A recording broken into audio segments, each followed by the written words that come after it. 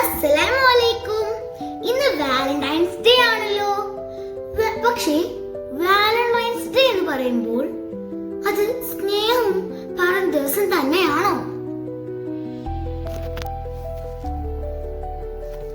എനിക്ക് തോന്നുന്നത് Valentine's day എന്ന് പറയുന്നത് ഉമ്മയെ കൂടുതൽ ചേർത്ത് പിടിക്കുന്ന ദിവസം, ഉപ്പയോട് നന്ദി പറയുന്ന ദിവസം, സുഹൃത്തുക്കളോട് നീ വിലപ്പെട്ടതാണെന്ന് പറയുന്ന ദിവസം തന്നെയാണെന്നാണ്.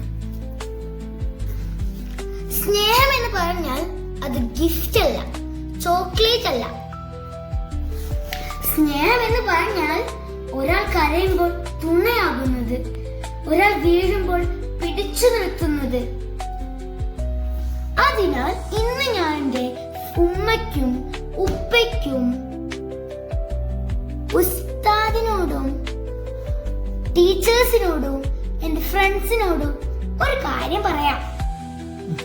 ഞാൻ നിങ്ങളെ വളരെയധികം സ്നേഹിക്കുന്നു. എപ്പോഴും എൻ്റെ കൂടെ ഉണ്ടാകണം.